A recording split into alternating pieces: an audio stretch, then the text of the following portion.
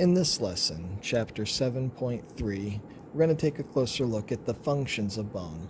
By the end of this lesson, you'll be able to discuss the major functions of bones.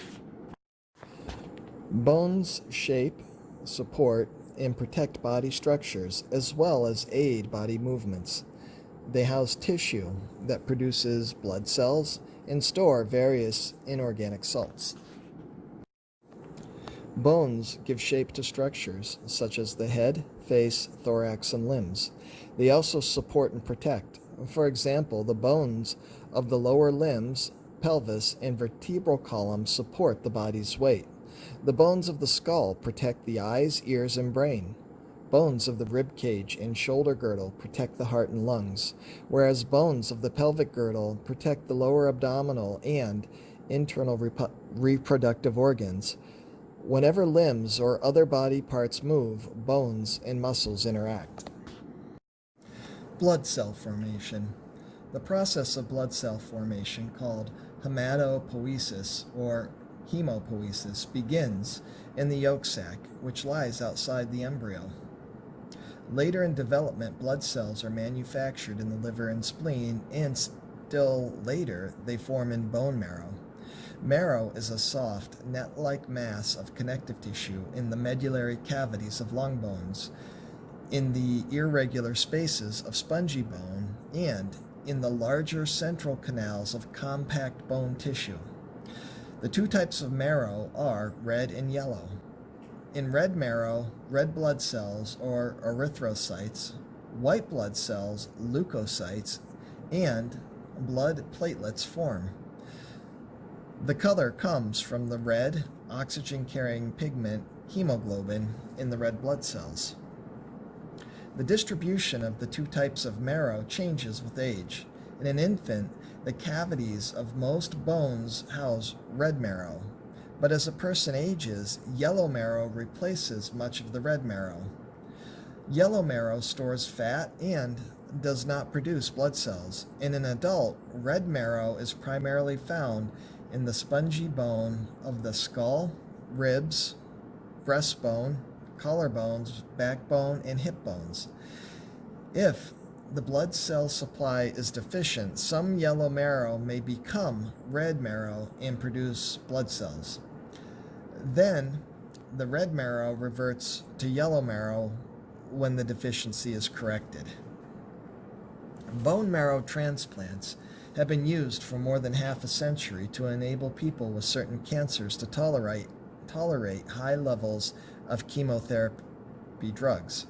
Replacing bone marrow is also a way to treat an inherited disorder of blood cells, such as sickle cell disease, or a disease of the descendants of these cells that function outside the circulation.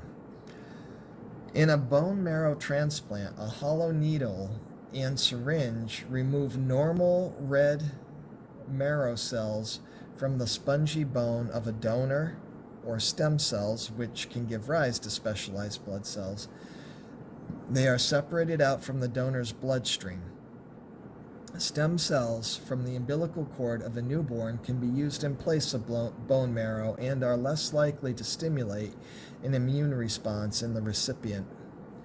Donors are selected based on their cells having a pattern of molecules on their surfaces that closely match that of the recipient's cells. In 30% of bone marrow transplants from donors, the donor is a blood relative. The cells are injected into the bloodstream of the recipient, whose own marrow has been intentionally destroyed with radiation or chemotherapy. If all goes well, the donor cells travel to the spaces within bones that red marrow normally occupies, where they replenish the blood supply with healthy cells. A small percentage of the patients die from infection because their immune systems reject the transplant, or because the transplanted tissue attacks the recipient, a condition called graft versus host disease. Inorganic salt storage. Recall that the extracellular matrix of bone tissue includes collagen and inorganic salt minerals. The salts account for about 70% of the extracellular matrix by weight and are mostly small crystals of a type of calcium phosphate that's called hydroxyapatite. The human body requires calcium for a number of vital metabolic processes, including muscle cell contraction, nerve cell conduction, and blood clot formation. When the blood is low in calcium, parathyroid hormone stimulates osteoclasts to break down bone tissue, releasing calcium salts from the extracellular matrix into the blood.